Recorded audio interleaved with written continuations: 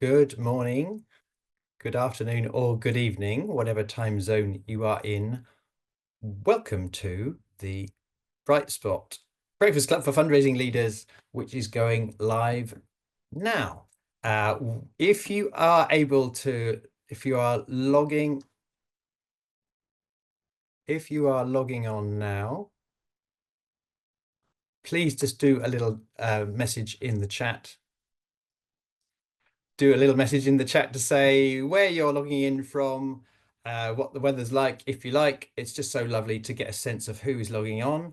Hi, Sarah Bowd, lovely to see you. Hello, Amy and Charlotte. It's starting to come through thick and fast now. So please be patient. We've found it just often takes a couple of minutes to get going while everyone can get logged on. So please bear with me. Hello to, oh my goodness, who have we got? Hi, Ruth. Hello, Wendy and Haley and Jenny. Good morning to Nikki Collins and Nina.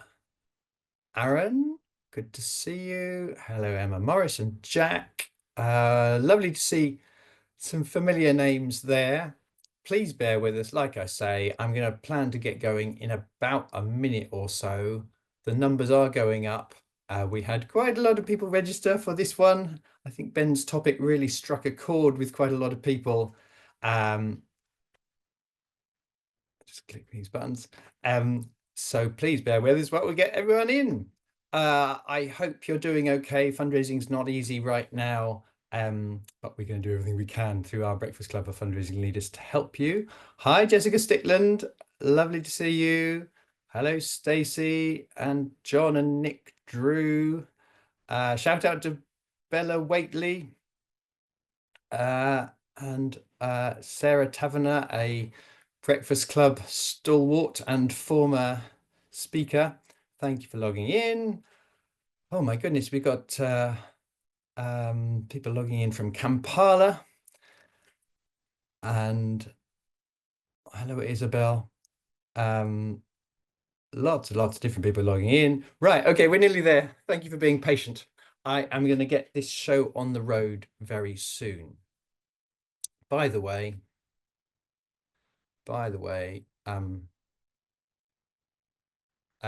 if you ever wanted to do me a favor because you find these free resources helpful, one of the most valuable things you could do is just to mention it on LinkedIn, but it's on social media, but especially LinkedIn nowadays, we find is the best place to share. If you find any Bright Spot resources, including this Breakfast Club, helpful, if you just take a moment to share on LinkedIn that you were here or you found it helpful, it just helps us get these free resources, which we work quite hard on, out to as many good causes as possible, and everything becomes more efficient if we can do things that way. So thank you. I know lots of you do it already. I really appreciate it. Okay, let's get this show on the road.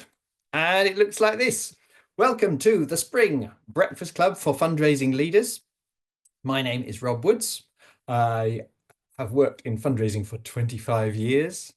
And for the last nearly 20 or so years, my thing has been finding techniques that help you raise more money and sharing as many of those as I can, hopefully in interesting or even entertaining ways, to groups of fundraisers to help them raise even more money for their good cause.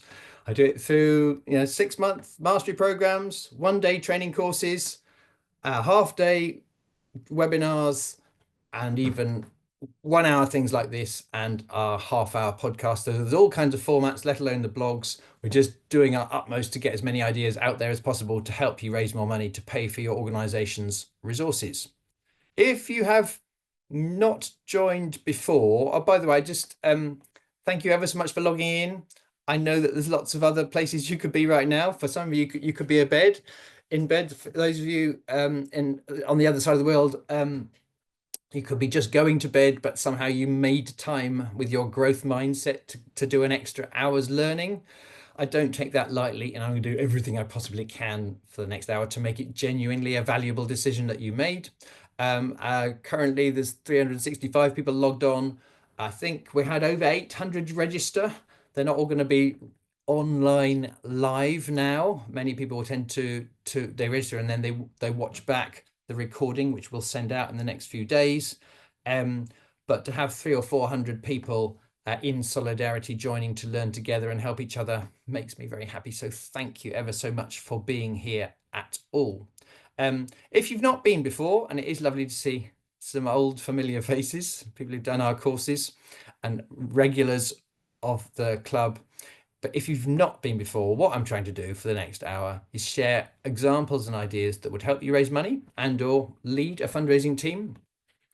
So it helps you and also get you some ideas that can also you could share with your team as well.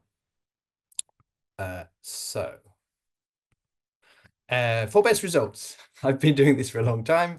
I'm going to do my best to bring it to life. Ben will certainly do his best with his own inimitable energy, bring it to life as well. But however much I wave my arms around in the air and do my best to convey these ideas with conviction, still it won't raise an extra penny or cent or euro, will it? Knowledge is not power.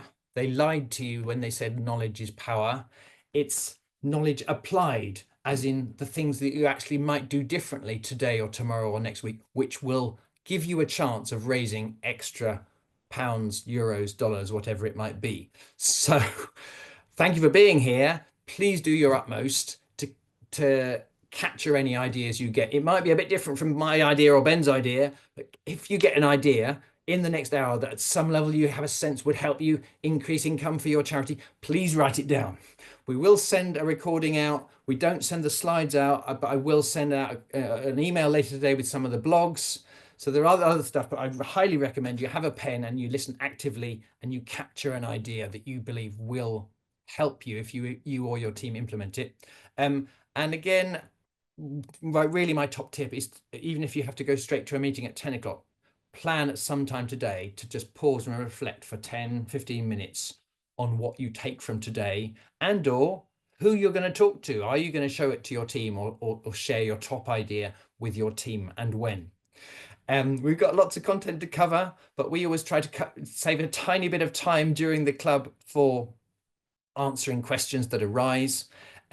What we recommend is, if you have a question for me or Ben, I suspect more of the questions will be for Ben, because it's such a crucial and yet sometimes challenging issue that Ben is helping with. If you've got a question, please type it in the chat, but put the word question in capitals at the beginning, and that'll make it easier that we can find it near the end. And I will pose those to Ben, or if it's for me, I'll do my best to answer. Okay, we're nearly there. In a moment, I'm going to share my presentation all about what to do when you're stuck for ideas, and you just need a spark of both what could I do, what could I do, and be a bit of oomph or fire in your belly to actually follow through on it, which is often the harder part. And then at about 9:25, Ben is going to share what he and I feel is a super habit we have observed in the most successful relationship fundraisers, especially corporate, community, trust and foundations, major donor fundraisers. We've observed this super habit in all of the ones we've observed who tend to consistently do really well.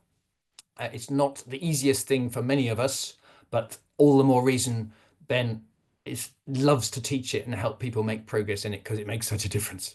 And we're going to plan to get you finished by 5 to 10, so you get on to your next meeting. An hour is a short time. We'll do our very best to make this powerful. If you like it, there's loads more of these things that we've been doing, breakfast clubs that we've got in our back catalogue. We've been doing it 3 or 4 times a year for the last, this is my 11th year, I think. Now, the very early ones were live in person, so they're not there, but we've got 3, 4, 5 years worth in our Bright Spot fundraising YouTube channel, including Emily Casson. She's brilliant about AI and digital. The wonderful Mel and Esther from Leeds Hospitals charity did an excellent session about how you can build true, authentic relationships, not formal, dry speak, but genuine connection and authenticity, including with your communications and so on, and your writing and design of that. They're from Leeds Hospitals charity. And I know there's lots of people here now who saw the brilliant Jumar Johnson 3 months ago doing a wonderful session keynote at Breakfast Club, all about the power of pausing to think more in your working day. And it's paid off such dividends for her in her career so far. And if that's a thing that's always been on your mind, if only I didn't rush on to the next thing, I paused to be more strategic. Jumar's session. We've got a podcast with Jumar on that very topic, which some of you will have heard as well. It's called Think and Grow Rich Results. If you like what we do today, you don't need to get up early every time and come to breakfast every time. I've got so much free content in podcast format, let alone the blogs on the website, but also in podcast format. The Fundraising Bright Spots podcast, there's lots and lots of half-hour episodes completely free. If you like what we do and you're not already subscribed, my top tip that will keep on serving you is if you just subscribe on your phone via Apple Podcasts or Spotify or wherever to the Fundraising Bright Spots podcast. That will keep these ideas just ticking over for you. I've got a new episode I'm really excited about with a wonderful fundraiser called Katie, who's had some brilliant wins in the last couple of years. We're hoping to get that out in the next few days. But if you subscribe to your phone, you'll make sure you don't miss out. It'll ping into your phone. Ben and I are about to be quite enthusiastic about lots and lots of ideas now. But honestly, the most important one is this. Please take this to heart. Just look after yourself. I don't know whether you're listening at work or many of you are listening at home. Of course, always do your best to look after yourself, but there's a particular reason why I'm saying this now, and it's that, as I'll go into in a moment, it's for years been my best way I know to help fundraisers is to find real examples of fundraisers raising more money. So rather than just give advice, which often happened to me 20 years ago, 25 years ago, and I didn't follow it because it felt like a risk, my thing is to, wherever possible, find real examples of fundraisers who are getting really good results, much better than average results. So there's a good reason why I do that. But a downside could be if right now, I don't know where you're at right now, but if right now you're having a bad week or a bad month or a bad year, after I shared the first example, you might think, oh, we'll bully for them. But after I share the sixth or seventh example, or Ben does as well, you could be given the impression wrongly that everyone else is doing this stuff. Everyone else is finding it easy. The money is rolling in for the other charities. It's just me. I promise you it's not. Lots of the things we share are not best practice in the sense that everybody's doing it. They are hard. So please take them in the spirit with which we offer them. Just because actually, in theory, many of them are simple, it doesn't mean they're all easy to implement immediately. But we do find that if we share these examples, it's easier for the reasons I'm about to share. Please look after yourselves. Okay, then. How do you relight the fire? Either because you've got a type of fundraising that really is not doing at all well, and you need some ideas and some oomph, or indeed, maybe, your major donor fundraising or your events or your proposals or whatever, maybe they're doing okay, maybe they're doing well, but you sense, I want an extra 10, 20, 30%. How could I maximize?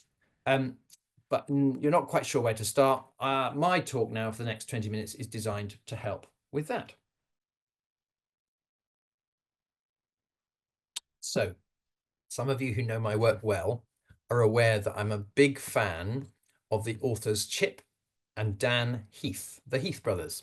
If you know our Wow Moments concept and Wow Moments masterclass, then that was inspired by one of their books called The Power of Moments. If you know our methodology on making numbers count, translating numbers, statistics, percentages, and all the rest of it into something that moves a donor, then that was inspired by their brilliant book called Making Numbers Count.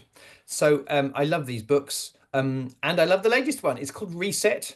The strapline is How to Change What's Not Working. Came out a couple of months ago. I really like it. And as I was reading it, I realized that there's some of the ideas in it are really consistent with some things I've been teaching fundraisers for a long time, and so has Ben. And I wanted to do a talk today just on a couple of those, or in particular, one in particular. So that's what kind of inspired me to want to do this talk. Um, the first point sounds obvious, but I find it interesting. They say when you're stuck, you're often just overwhelmed by all five, six, seven elements of the problem that you seem to be failing at or that seem to be going wrong. Whereas a key thing in the whole book, all the way through, is one of those six or seven, they suggest, is always more important than the others, than the rest of them to solve. And that's important. I mean, they're not saying it's the only thing that matters, but they're saying until you solve that so-called chokehold, that bottleneck, it won't make much difference to be making progress in the other areas. Whereas if you can solve that thing, you get momentum and lots of other things become possible. They call it the leverage point. That's where to put most of your resource early. So I found that interesting, just how emphatically they were making that point. And so sometimes you know what the leverage point is to kickstart corporate fundraising or to make your proposals more successful. And sometimes you don't. But assuming you, at some level, you've got a hunch, we've got to get more people to our events. Assuming you know what the leverage point is for any type of problem you're trying to solve, then you might still be stuck. And here's the big idea. And I've been using it for very many years. In fact, I like the idea so much, I named my company after this concept. It's that powerful. So, in a previous book and in this book, Mr. Heath says, can you find a bright spot of when this progress has been made on that particular important leverage point? And just to give you a sense of how this worked, I'll tell you a story of what happened to me. Years ago in his earlier book, I was struggling with lots of things, but a particular thing that my manager rightly suggested was a challenge for me, and I sort of knew it already, was what they call time management. Now, some of you out there are wonderful time managers and you're very productive people, but maybe some of you sort of know about this daily battle some of us face. But as long as I kept reading books about time management and all the things that I was rubbish at, I had no leverage point, and I just felt I didn't had felt no sense of progress. In fact, there was one particular book that really left me more overwhelmed and depressed because every day I needed to be doing all these different management organizing processes and decision making about what to do when and how, and these lists and systems and for, I mean, clearly it's a well-known successful book, so it must work for some people's brains, but it really didn't work for the way my brain works, trying to get better at all that different techniques and processes.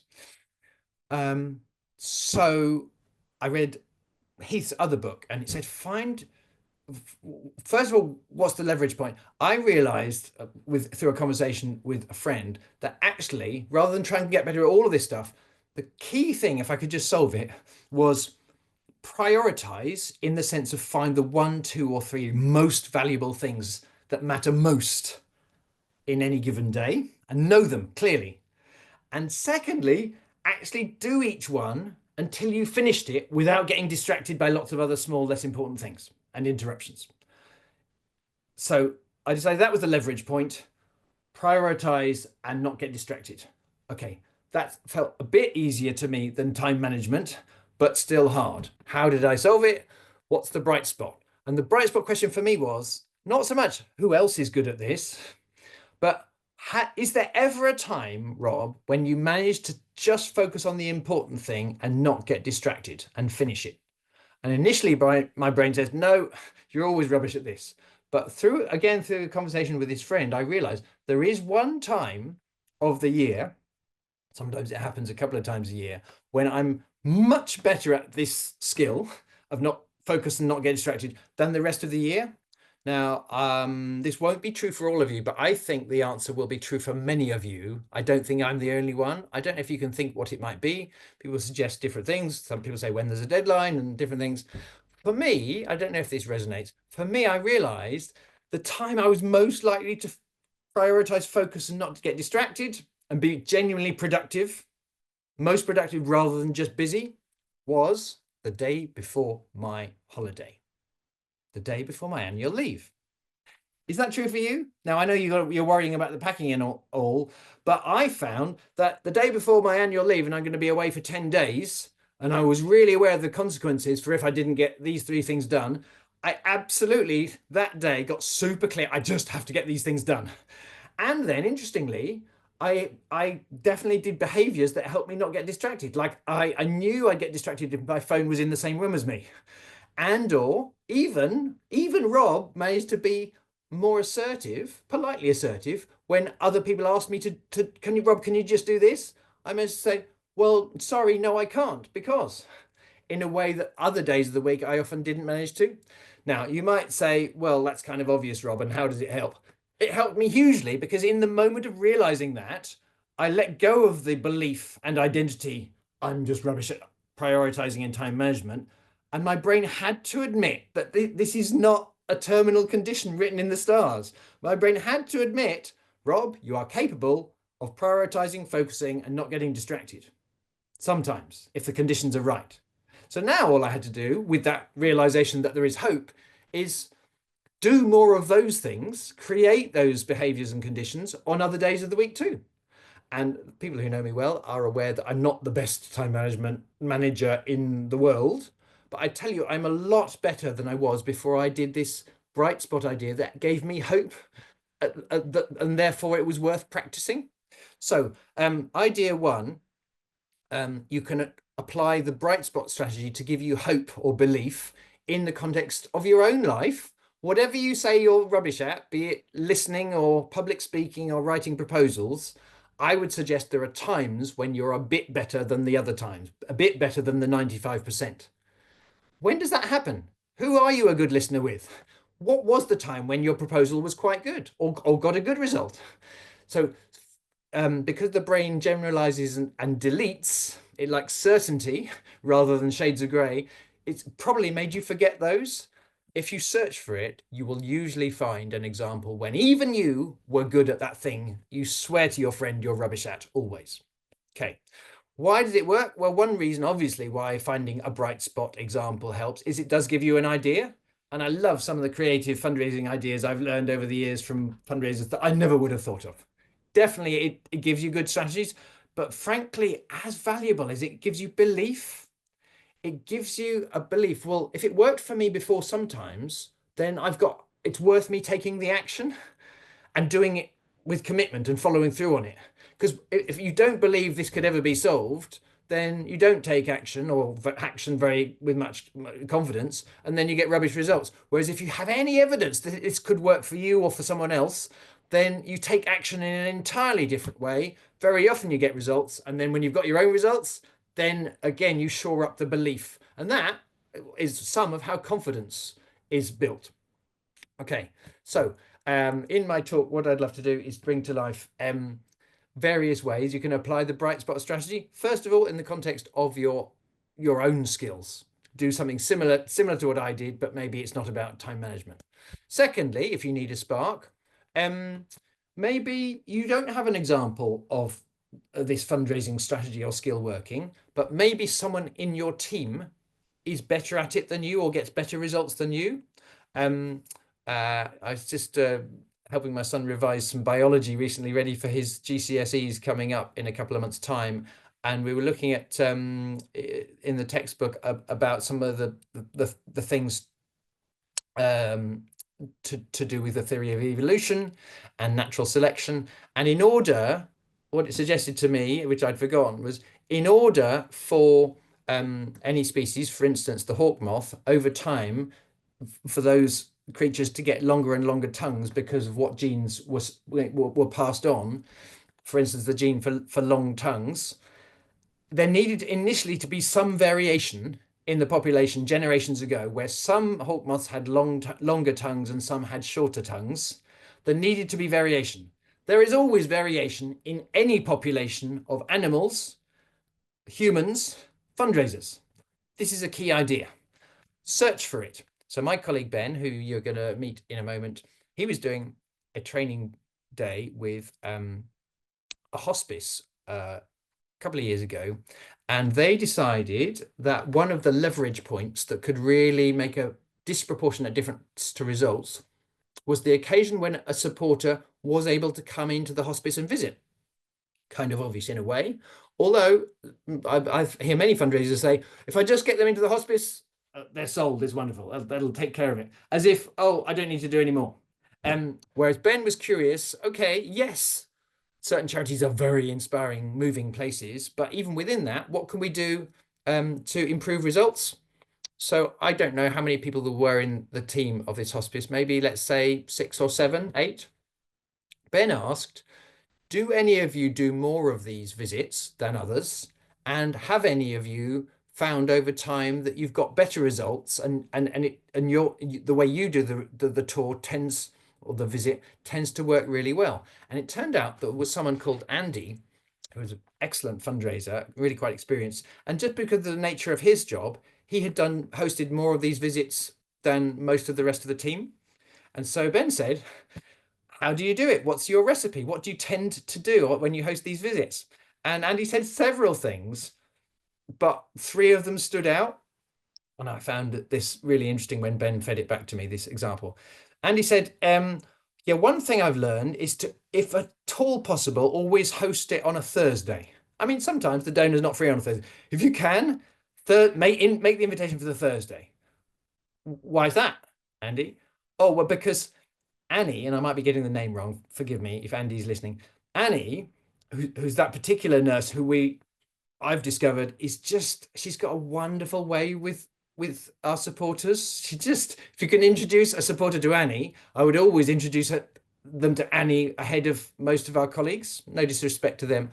And many of the rest of the room nodded. Annie only works Wednesday, Thursday, Fridays. So I always try and I've got to choose one of those days. But the reason I go for Thursday when Annie's free is because that's the day when every week in our hospice, someone comes in and organizes ABBA aerobics. And everyone says, oh, yeah, ABBA aerobics is amazing. The instructor's amazing. It's so inspiring. Okay.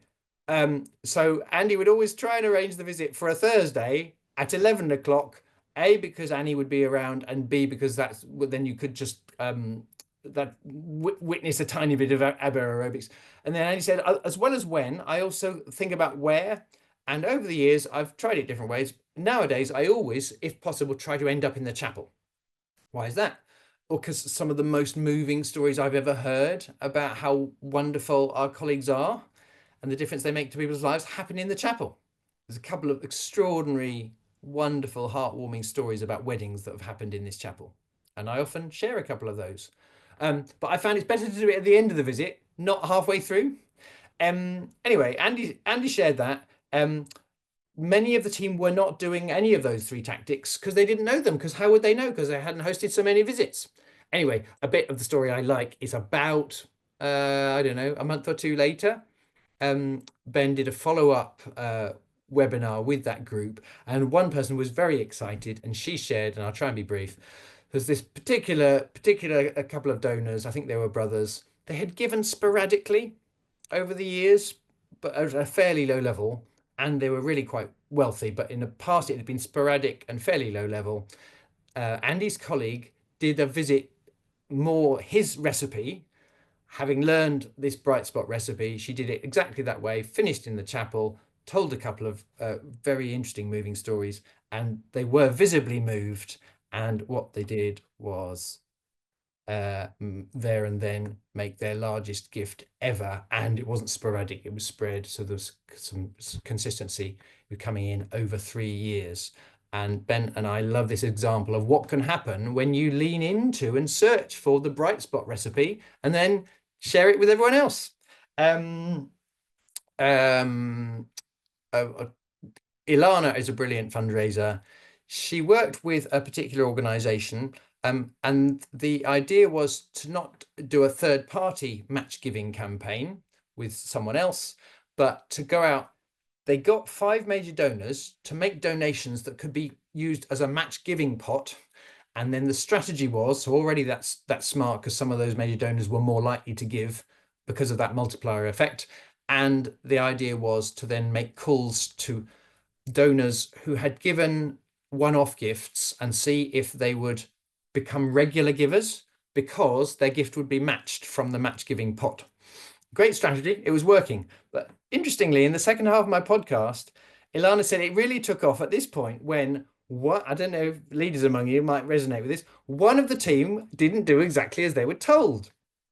Ilana discovered someone had not been calling one-off givers. They'd been calling existing regular givers, let's say at £10 a month, and asking them if they would upgrade to £20 a month, for instance, and it would be match funded. And rather than get cross and tell them off, Ilana and the head of the team were really curious and discovered it was working really well. And long story short, they rolled out that new strategy that one, there will always be variation, that one maverick, that one person doing it a bit differently had been doing, and already upgrade calls were successful 1 in 3 times, which is a pretty extraordinary stat anyway. They were a great team. But also, when they did this tactic with the match, success rate went up to 1 in, or almost 1 in 2. And I find that interesting because they leaned into a time when someone did things a bit differently. And in some cultures, that is frowned upon. On this occasion, they learned from it. And I think they wouldn't have got those wonderful results had they not got the belief that it worked from the bright spot. So then they took action and rolled it out, and then they got the wonderful results. Some interesting things I've learned from the recent book is one, if you're a leader thinking, well, why doesn't my person who's good at writing proposals come forward and offer their recipe more freely, their bright spot recipe? What I found is that very often the bright spot doesn't know they're doing anything different or special because to them it's so obvious, and or they don't know which of the many things they do if they're successful at proposal writing that are different and not obvious to others. So you have to be a bit curious and work with people rather than expect them to give you the recipe on a plate and necessarily know what's special about how they do it. Secondly, I guess I'm just saying, when you're stuck, it's hard to believe there's any hope. This will sound like hyperbole, but honestly, I have yet to find a fundraising problem on the planet which you might be struggling with, where there isn't someone out there or some charity out there that is either solved it completely or at the very least has made serious progress in the solving of that. And if you're in a culture or situation or really hard cause to sell or whatever, it can be hard to believe that, but just have faith. There are bright spot examples of somewhere, even on your trickiest problem. And lastly, there's variation going on all the time, but sometimes we're busy to notice it. We notice the problems and the staff that are not doing things great. Often we overlook the fact that someone in your team is getting great results. Be curious about that. Be really fascinated. Talk me through how you've got yours so good on the phone or whatever it might be. And then my last main idea is some of you work in small teams, and there's a range of reasons why you might not have time to do that bright spot strategy all the time. So that's why for years and years and years, it's been my mission to find as many real examples of fundraisers doing better than average, much better than average, and share them in as many formats as I can, as I say. My whole business is built on the notion that there will always be variation, both in hawk moth population and in any fundraising population or any fundraising skill.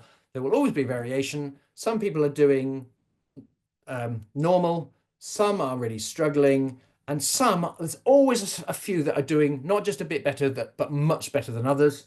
Now, everyone sort of has a bit of luck now and again, but when there is consistent success, it leaves clues. And I found this idea so valuable. Like I say, I named my business after this notion of search for those clues, those bright spots. The eagle-eyed amongst you might even see, partly I'm just showing off because I'm proud of my new little badges, to remind me to always have faith, even when solving tough fundraising problems. There's bound to be a clue out there somewhere. And if we can find it and decode it and share it on, it will just help a few more or hundreds and hundreds more fundraisers if we find those clues. Some of you know some of these examples. I mean, literally, there's hundreds of them because I've been doing this stuff for years. But some of them, if you're a corporate fundraiser and you've been on our corporate mastery program, you know this technique. Rather than have a spreadsheet with 82 company names on it that always depresses you and you forget, fewer, bigger, better. Write 10 companies on a bit of paper, or better still, put the logos on a kind of a wanted poster. This was one created by Ali from a wonderful hospice in the middle of England years ago after our first ever version of this course, 10.5 years ago. She shared this with people who came to visit the hospice, and over time, she turned out that people who cared about the hospice were better connected to these 10 companies than she realized. Didn't get instant money or partnerships, but it did help with the leverage point, which was getting a first conversation with those companies. And we've been teaching this ever since. It's not the only strategy on corporate mastery, but it's one of the really powerful ones that makes lots of other things easier.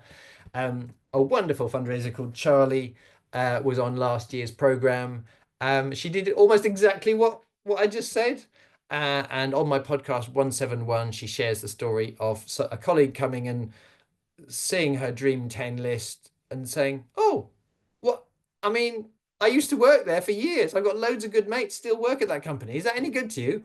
"Yes, it is," said Charlie. Long story short, they won a partnership worth more than £50,000 per year in their local city. And it just wouldn't have happened without the Dream 10 strategy. A reason I'm sharing this one is it's top of mind for me because literally 8 days ago, 9 days ago on LinkedIn, oh, £50,000, well done, Charlie. Literally 9 days ago, Neil from a hospital charity just shared that he just listened to that podcast. He did exactly the same thing. And guess what?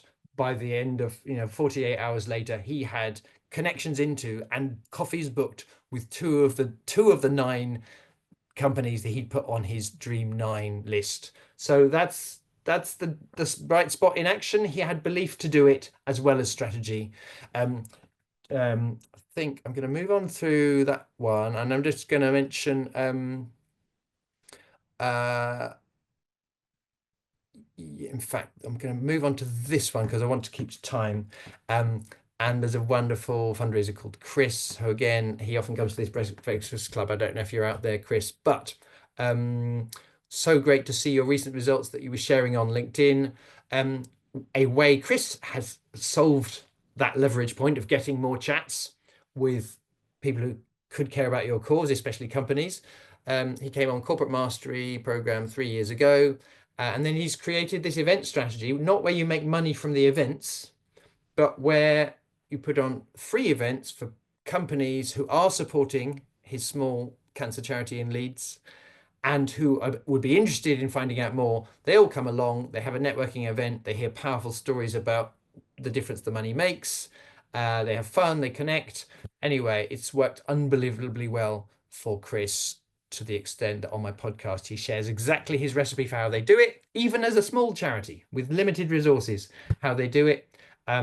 And about, this is a major reason, he says, why they've had their best successful corporate fundraising year ever, partly because of this event strategy. And again, a reason I wanted to share this one with you is literally on Monday, I got a lovely message from, and it's probably, what is it, 7 or 8 in the evening now in Australia, but I got a lovely message from Lauren at, I think they're called Assistance Dogs Australia. She sent me a lovely message with some photos of a glorious, looks like a truly wonderful, warm, inspiring event that they put on for the first time for their supporters and potential supporters. And she said it was every bit as good or in a way better than any gala event they've ever done. And thanked me, but also mostly thanked Chris for sharing the quote bright spot example that gave them the confidence to implement it. And so that's how it works. If you want to just get more of these, more belief and strategy coming, if you've not already done so, I really would subscribe to the podcast. For those of you, and this won't be for all of you, but for those of you who have some budget and you really can see that you go much deeper if you're on a program with us for 6 whole months, mastery courses with me, and also coaching and all the rest of it, lots of resources, and you're curious about corporate partnerships mastery, which is the one that Chris did, or major gifts mastery, and there's probably lots of people on this call now who've done major gifts mastery. Maybe you know someone who's done one of these. If you would love to make a lift strategically and consistently in either of those high value areas, we do have, last time I looked, there were 7 places left for major gifts mastery that starts in May, and 6 places left for corporate partnerships mastery. So if you want one of those, it starts mid-May. Do get in touch. Rather than tell you all about the content and the strategies, all I would say is, after 11 years of doing it, I know it works, and I show my confidence that it works by saying, look, if you're not delighted by the end of day one, I will give you all your money back, and I will even donate £500 to your charity. So whatever happens, you're up on the deal if you want to walk away. Of course, no one ever does walk away, and that's the point. Like, it's not just the techniques, it's also being part of a group of positive people trying these things out, like Chris and Charlie did. It just has an effect on your confidence to keep implementing, and the more you implement good strategies, they pay off. Anyway, that's my guarantee. We've got a 1-year version, 3295. There's a 6-month mastery program, which many people do, 2395. I always try for as long as I can to make it a bit cheaper. If at some level you could ever find the budget, then I would definitely act now. It comes in £400 cheaper, but the £400 saving runs out next Friday, the 11th of April. So if you've been meaning to talk to us, now would be the time. Otherwise, after next Friday, the discount is gone. Maybe that's not for you at all, but you would love for your team to get this lift of both energy, confidence, and the techniques. Team training, we still love, my colleagues Ben and Linda and I love to do team training, so do get in touch if that's what you're actually would suit the nature of your team better than the mastery programs. So in conclusion, I'm going to hand over to my friend Ben very soon now, but what I've done is a whistle-stop tour of some ideas I've taken from the book Reset by Dan Heath. Can you search for bright spot examples that give you hope in your own life, in the skill which you need to get better at? Can you find bright spot examples within your team or your charity that would give the rest of you a lift? Or indeed, can you make use of bright spot examples of successful strategies elsewhere in other teams? Obviously, you can do that on your own with your own networks, but I've got lots of resources, some of them free, some of them go deeper if you can find the budget. So that's the talk I've just done. I hope it was helpful. And I hope that you can see a pattern there all along is to raise more money. You don't just need technique or strategy or ideas, although they are valuable. You also need the belief that gives you the confidence to take action and then get the results. So I am going to take my slides away. My colleague Ben, if you wanted to unmute and bring up your slides, what Ben's going to do is, I've gone sort of kind of big picture there that you could apply to anything, because I know there's lots of types of fundraiser and leader in this virtual room. Ben's now going to zoom in on a very particular leverage point, and even within that, a particular tactic that's disproportionately valuable for solving that valuable leverage point. Those of you who know Ben, I guess lots of you have done the team training with us over the years, so you know all about Ben, so you know what you're in for. But if you've not met him before, he's an immensely experienced fundraiser. He's an extremely skillful trainer, and I'm also privileged to call him my very good friend. So over to you, Ben. Thank you ever so much. We would love to hear your ideas about this super habit.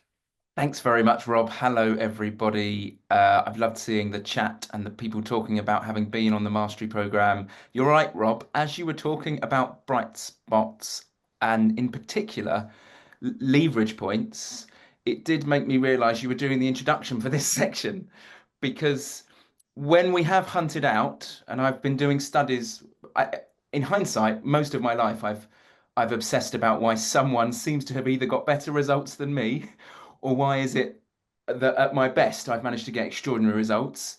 And you're right, in the world of corporate fundraising or major giving or trusts or community, what are they doing differently? There is a pattern. There are a few things they're doing differently, and I'm about to talk about two specific leverage points that if you put your time or energy towards, we've noticed you get a disproportionate like return on your energy in your results. And for those who have been on the mastery course or in any training from me, or who just want to try and answer this question, I've seen you using the chat, so I'd like your fingers out, please, on the keyboard. Could you just answer this question for me? When we have hunted out people who seem to have got extraordinary results. So many of them have been on the podcast, many of them have been after our training, many of them we've just hunted out. Maybe it's you on the call. It's the people who seem to get partnerships, trust, community group. Like early on in my career, I was jealous of these people. There's a habit they've got. There's a trait that they've got that's remarkably similar to this analogy that we use in training. Get your fingers out. Can you help me? The very best car salespeople who sell this big expensive car like a shiny BMW, we've noticed, and from speaking to the global directors, oh my God, look at the answer. Test drives. We've noticed they focus on something other than the number of cars they sell. You're right. It's not the number of cars they sell. It's not how much money they bring in. It's test drives and coffees, test drives and coffees. I love it. Look at the speed. Well done. You can pause now. You can give your fingers a rest for 5 seconds because now what I want is another answer. You know they seek test drives. Why? What is it about focusing on test drives that you think helps the customer to be more likely to buy this big expensive car? And crucially, there's something about focusing on test drives that helps the salesperson with their morale, persistence, creativity. I'm going to scan through the chat. What have we got? We've got relationships, time to connect before purchasing. We've got sampling the product. I love that. Actually experiencing it. It helps to build trust. There's less pressure. I love it, Haley. Less pressure on me, less pressure on the person that I'm speaking to. It builds connections. Joe, I love your answer there. Like, it's easier to get chest drive. I love it. Do you know, you're overachieving. You're giving me unbelievable answers. Lots of what you've said are on this slide, and I agree. The trait isn't just good for car salespeople. It's good for us too. Like, ultimately, great car salespeople have noticed the more I seek test drives, the easier it is than seeking to sell a car, which is tricky because, you know, they know that their mortgage depends on the number of cars they sell, but it's fascinating. They've realized the more test drives I aim for to get booked in, the more likely it is I sell a car for all these reasons you've just said. And you're right. In our world, we've realized the distinction between fundraisers who seem to get extraordinary results is they know that there's some money that needs to be raised. They know there's a partnership that needs to happen eventually, but they've got this focus on turning experiences, events, conversations, emails, whatever it is, into as many conversations, coffees, test drives, chances, you know, in the ideal world, a way to visit your work, but that's not always possible for all of us. But honestly, what we've found is conversation. We've noticed the very best, the first job of fundraisers is to book as many test drives, as many conversations as possible. By the way, I'm conscious that I've missed 43 messages in the chat, but that's fine. So number one, we know this, we're aware. The first habit is how many test drives can I get booked in? How many conversations can I get booked in? Not conversations about money and not to ask someone for a conversation for a meeting. How many conversations for a gift? But how many times can I encourage someone to be in a situation where I'm speaking to them? Whether that is over coffee, whether that is on Teams chat, whether that is at an event, whether that's at a conference. Like, number one, they've realized that. So, okay, we get this. You've been on enough bright spot stuff to know that. The study that I've been doing recently has found that there's a second habit that they've got, which maybe you could figure out from the blurb that we've got here. The second habit of bright spots who seem to get extraordinary results, as well as figuring out test drives, is the way in which they get them. Now, there's lots of different ways that they've realized to be able to turn a colder relationship into a test drive, into a conversation. And if you've been on our courses, you know of them. But there's one particular way that they do more than anyone else. And that is this relationship that they have with the phone. Like I say, there's lots of other tactics they use. And they seem to, when I interview them, when I speak to them, when I study it, they seem to be more likely to reach for the phone to call someone than nearly any other fundraiser. And what fascinates me about this is that they're also people who have managed to overcome a sort of previous fear or an understandable sort of ickiness around picking up the phone. So, some examples that I quite like, Paul Davies, I don't know if he's on the webinar, but when he was on our major gift course, he, first of all, he changed his focus to get to focus on booking in more test drives, more conversations. And then he realized that in the month that he started using the phone to do that more, picking up the phone to speak to people, and he said, the calls were lovely. I realized by the end of the call, I was giving them something. They were so pleased to hear about the impact of our work and to book a chat in. He went from having about 4 or 5 meetings a month to 20 meetings a month. He got 4 times more meetings per month. And what that meant was 6 months later, when he launched his big appeal, he raised half the target of his appeal in just 2 weeks from so many of the donors that he'd had test drives with along the way. Why? Because he says on the podcast, number 33, he'd shifted the way he uses the phone. I think of Andy, who the way he describes it on the podcast, and I remember meeting Andy, was for him, they normalized the way the team thought. They normalized making calls. They normalized the way they thanked people by picking up the phone. And they found that within a year of him starting this sort of habit in his team of picking up the phone for a lower stakes, easier call, like thanking someone, every gift that they got, if they tried to find a phone number for and to thank them, no matter how small, and that normalized people picking up the phone.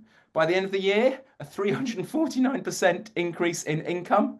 He said everyone's bravery and having the trickier calls shifted when he picked up the phone. But it's not just Paul or Andy, Charlie, Pippa, Linda, Louisa, Neela, Chris. Like, you begin to notice when you start talking to people that they do just have a different view of picking up the phone. Now, this is where it gets quite interesting.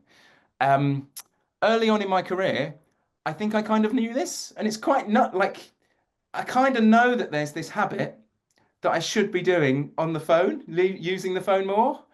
And, and yet, for me, using the phone, I've noticed what's quite interesting is when I talk about this in training rooms and when I've had one-to-one interviews with people recently, what I've noticed is it's the sort of habit that feels like the type of thing that when I'm not doing it, I kind of think it's not for me. It's not for me or it's not for my donor. And the easiest way I can think of that is meditation. Do you know, most of my time, most of my life, I thought meditation is something that is just not for me. I don't know if anyone here does meditation at all, but I spent most of my life thinking this isn't for me. I'd even tried it a few times, from YouTube videos or apps, and it just didn't feel like it worked. And then someone who's extraordinarily experienced and a wonderful teacher helped me to try some easy steps to begin to learn to meditate. And weirdly, the moment I started meditating, the moment I started deliberately trying to do this thing, like I cannot describe the difference in my anxiety levels, in my ability to change my energy or my state, like ultimately in my own results, in my fitness, in decision making, in how I am around my kids. Like what amazed me about meditation was, do you know what? Now I really like it. It's a habit that I do quite often. Most weeks I'll be meditating like 3 or 4 times. I'm not here to tell you to meditate, but I am here to ask you a question. Has there ever been a habit or something that you now do? For some people, it's running. For some people, it's overnight oats. Some people love overnight oats. But there's something that you now do that you love doing, and previously you wouldn't have thought you were that sort of habit. But at some point, you overcame this fear or this idea of not doing it, and then you did it, and now you can't believe you don't do it. Like the impact is vast. Do you know? I think this is pretty similar in that the only difference is the majority of people that I speak to don't feel like they're using the phone enough. In fact, most people have this sort of understandable way of feeling about the phone. Here's what people say. When I'm in a training room, people often say, when I pick up the phone, I feel like I'm a bit of a nuisance. It feels like they might ask me tricky questions, and I'm not sure what the answer could be. It could be quite difficult. Do you know, I, I hate that when people call me, I think here's an interesting part of this. One of the reasons why I think we feel this way is because most of the time that someone interrupts us, especially me, very rarely are they calling me with my intentions in mind. They're often calling me because they want me to buy something. They want to get something from me. They want me to change phone provider. Sometimes they are even scamming me. Like the times in your life when you have been interrupted with someone calling you, I have a feeling you have disproportionately more experience of those calls not being very nice. And what that meant was, in a study I did recently, there were lots of interesting findings. But in terms of relationship builders, do you know, you're not alone. If you're not someone picking up the phone, over two-thirds of people make no calls whatsoever in a month or just one call a month. And in fact, a study by a university found 8 out of 10 people do not pick up the phone to speak to someone. And lots of this is because when I talk to people, they say, I feel like I'm taking. Like it feels a bit. That's not the main. That might not be your main reason, but lots of people I speak to say I feel a bit uncomfortable, like I'm taking and taking and taking from them. In the same way that I was in a training room about a year ago with a wonderful charity called Bowel Cancer UK, and in that room we were having this conversation, and someone called Martha even told me, and she's not the first person to tell me this. Other people have told me this. Maybe it's the same for you. When people call me on my phone, she says, do you know, three things go through my mind. Even when a friend calls me, the first thing I think, it's a pocket dial. They've called me by accident. The second thing I think, why haven't they WhatsApped me or sent a voice message? And the third thing I think is, oh gosh, have they called me with because an emergency has happened? Someone died. Who's died? That's what they think. And she even said, she was very honest. Martha said, here's Martha. Martha said, do you know, sometimes when a partner that a corporate partner, when they call me, I do sometimes wonder, oh, I wonder how long I'd have to wait until that went to voicemail. So I love the openness that Martha told me this, because what I've learned is that when I've spoken to rooms of fundraisers and in coaching calls, I think an awful lot of us sometimes feel that way. And some of that is because of the volume of cold calls that we get. Like, I think some of us feel like this could be answered with the right script or the right words. I think that's what a cold call is doing to you, to be honest. Here's the interesting thing. Martha in the chat, I asked her a question about, is there a relationship that you wish you could progress? Someone who you wish you could get a test drive with, because we were talking about test drives on the day. And she told me about someone who every year for the last 3 years has emailed asking for posters for Bowel Cancer Awareness Month. That's what she's asked for. And every year, Martha emails her back with, sends the posters, but then asks, can I talk to you about your charity partnerships? Can I talk to you about the charity of the year? And she said, she never ever responds to me. Like, I find it so hard for her to get a reply. Like, I'd love to just get a reply from her. And we discussed a bit about why she wanted to get a reply. And she said, well, actually, I just want to know why every year does she keep buying posters or getting posters for her company? Do people listen? What does she know about us? And I asked her, does she have the email asking for the posters on her phone? So we found it. We scrolled to the bottom, and there on the bottom of the email was the person's name and phone number.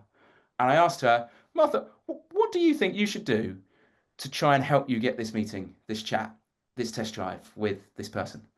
And Martha said, oh, I'm going to pick up the phone. I'm going to chat to her and just ask her why. Like, I'm so pleased you keep asking us for these posters. I'd love to know why. 6 weeks later, I'm in the training room again for day 2, and I asked the question, has anyone done anything since the day that they're quite pleased with? Any progress? And Martha, together with her colleague Izzy actually, was the first person to just raise her arms and go, I love the phone. And I was like, what? Tell me more. She said, 2 days after the training, I called this person. We had this lovely chat. Turns out they've experienced bowel cancer. We booked in a test drive, a chat with her. Now she's talking to me about using, about where we, now she's talking to me about shortlisting us for the charity of the year. She said, but more than that, I now use the phone to chat to my current corporate partners. Like I've sped up 8 weeks worth of emails into just a week from just picking up the phone more.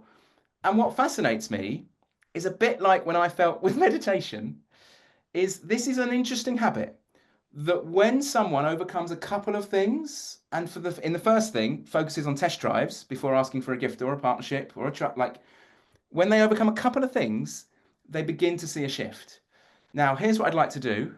By the way, I caught up with Martha's manager, head of the team, a few weeks ago, and now she's in a totally different place. I'll share more about that later. There are 4 steps that I think can help you in the same way that when I chatted to Martha's team and to others, there's 4 steps that can help you to improve your confidence in choosing to use the phone. The first one is, what can you do to normalize it? Can you figure out easier reasons to call someone?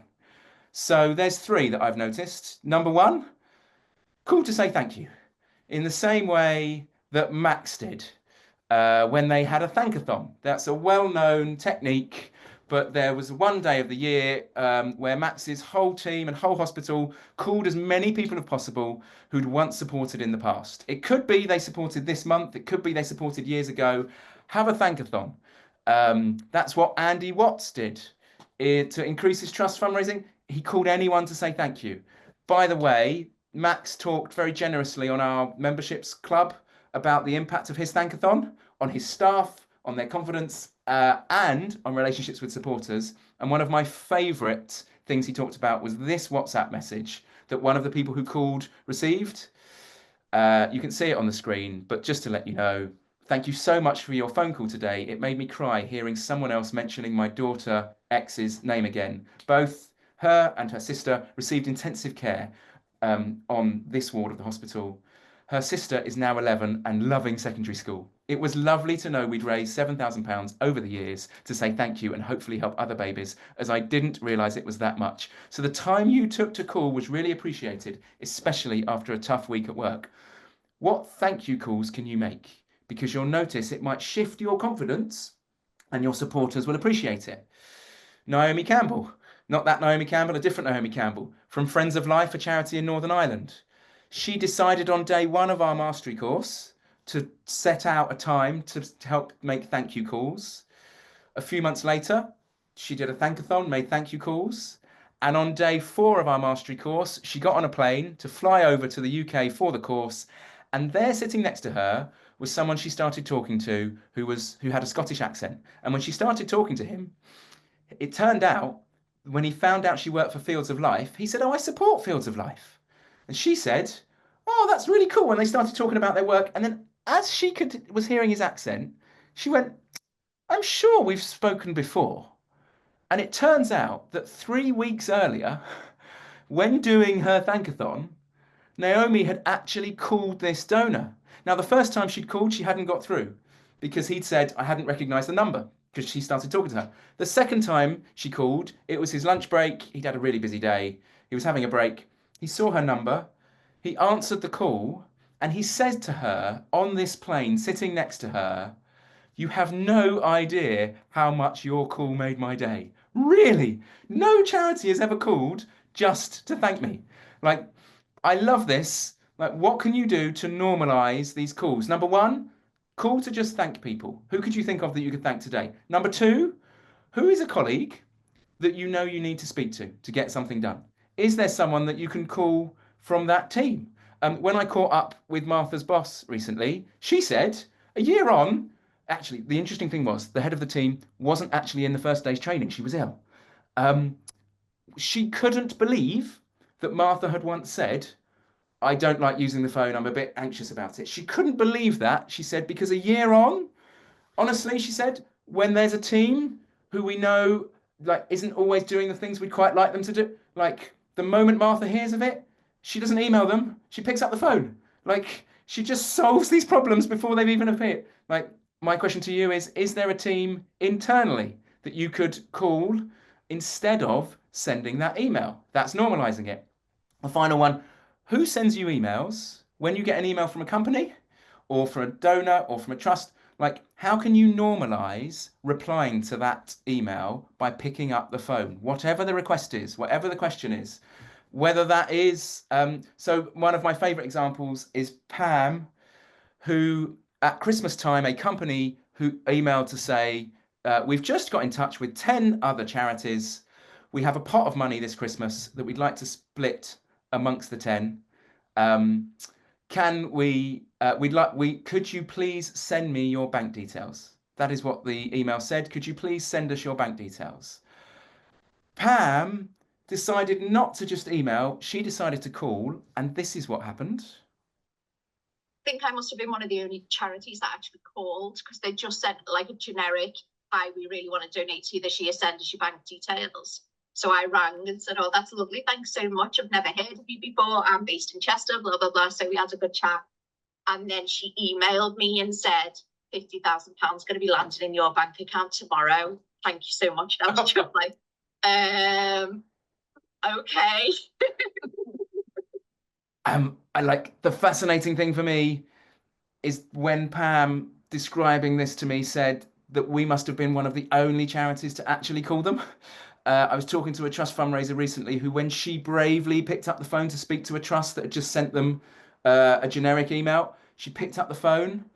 The person from the trust said, "Oh, what a delight for someone to call me." He said, "Hardly anyone ever speaks to me." My other thing about this is Pam said to me on the first day of training, and I was pissed at the start of your training, Ben, who said, "I hate corporates, I hate doing this, and I hate doing that, and I'm awful at it, and I don't want to do this." like, so if today you're feeling like that, if you're feeling how Martha did, try out some of these. Honestly, try it out. The second thing is find your bright spot colleague. Is there someone in your organization right now, like Rob's talk, who you know uses the phone a bit more? Can you get curious? Can you hunt them out? The third thing is the phone isn't the only tactic. There's lots of other ways that you know that encourages people to get test drives or to come meet you. Some of them are finding someone who is already a supporter of yours, whether they can introduce. Others include the way you use events. What we have noticed is bright spots like Cleo have realized when they just email to invite people to an event, they get some people attend. In fact, during the pandemic, numbers were dwindling. So she asked herself, instead of 20 people attending an event, can we aim for a target of 40? And everyone we email to invite, can we pick up the phone and talk to them about the event too? And what happened? They got 64 people attending the event. My final tip, I'm conscious of time, is what can you do to remind yourself that when you do speak to supporters, you are giving them something. Now, often the reason why we don't pick up the phone, the reason why I felt less confident in meeting is because I honestly, in my brain, I think I thought I was taking something. Whereas we've noticed when someone has a conversation where they truly listen, the donor at the other end enjoys the conversation. They feel like they've got something from it. Whether that is Naomi's example, you have no idea how much your call made to me. Whether that is Max's example, whether that is if you have ever been to an event, when you've had an event and you've heard wonderful speakers talking about your work and everyone in that room has felt moved. At the end of the event, you felt tired, but you've been absolutely buzzing. And every donor in that room has felt proud to be there, talking to other donors, feeling part of something. The question I always used to say after those events in my head was, I wish more people had experienced that feeling. For me, I've noticed, just like Andy did when he did project visits in Rob's other talk, like when people experience our work, when they come on test drives, the donors feel better for it. When they give, they feel better for it. Can you tap into that feeling more before you choose to pick up the phone? There's lots of other tactics that I can talk to you about. For now, here's the 4 things that I promise you I would guide you to trying out using the phone a tiny bit more and getting over this understandable thing. Can you normalize it? Make more calls. Make more thank yous to your colleagues, replying to emails. Can you hunt out a bright spot? Can you be flexible? Like the phone is one thing, but it bolsters other things as well. If you've got someone who's introduced you, pick up the phone to speak to them. And then finally, can you remind yourself that you're giving people something, not taking? I'm going to pause and stop sharing now. Wow. Wonderful stuff, Ben. Thank you so much. Of course, it's a massive topic, but to really distill it down to the essence and four very practical things, I think that's so helpful. Thank you to everybody who's put really great questions in the chat. I'm really sorry we're not going to be able to really answer them in depth, but there's a theme there. What if I don't have their phone number? What if they're new donors? For them, I agree, the phone is often not the best thing or even possible at all. You need other strategies like LinkedIn strategies, event strategies, and ally and ambassador strategies, and so on. Who knows people to invite to your event? Those are usually better when you just don't have the phone number or permission or they're new. And yet, together with those, sometimes the phone absolutely helps the event strategy work and so on. And the phone helps you get the conversation with an ally or ambassador. So that's what I would say for that theme. For the other more complex charity questions, my advice would be do Ben's second tactic, which is find the bright spot in your organization, or someone on various people were sharing great examples here. Find someone who is better at these more sophisticated, difficult types of call and get their advice. We do have answers. I'm sorry, we just don't have time to go into any one of those very specific, interesting, good questions, which were reasonable of you to be wondering. I'm going to get things finished very soon, but just before I do, here we go then, just so you get away on time. What are your ideas from today? Capture them, share them, have a think. Like I say, we'd love to go deeper with you if you have any budget, either with a team training with Ben or Linda, or with me on 6 months of mastery programs, program with coaching, masterclasses, and all the rest of it. Like I said, it's cheaper if you can contact us ASAP, i.e., so we chat, get moving before Friday. If nothing else, if at some level you've given an energy and some encouragement and hope to do something today, you don't need to wait for Breakfast Club to do that. I've got so many episodes with these kinds of ideas and encouragement on the phone on your podcast app. It's called Fundraising Bright Spots. Thank you. We just about finished on time. Thank you so much for coming along. All the wonderful shares in the chat. Is that connection and solidarity and encouragement that makes such a difference to this club, rather than Ben and I just talking into the ether. So thank you. I know fundraising is hard. Fight the good fight. Keep doing the best that you can. And if that includes using the bright spot technique in any of the 3 ways, or being a little bit more smart and brave with how you use the phone today, this week, then I wish you all the best of it. I hope we've helped. Thank you. As always, if anyone does share about Breakfast Club or Bright Spot on LinkedIn, from me, it makes such a difference for more people to be aware of these free resources. So thank you. I always appreciate the time you take. And lastly, thank you to my colleague Ben for that wonderful presentation. I really appreciate it. Thanks, guys. That is the end of the Spring Breakfast Club. Have a lovely day, and we will see you back here in the Breakfast Club in July. Bye-bye.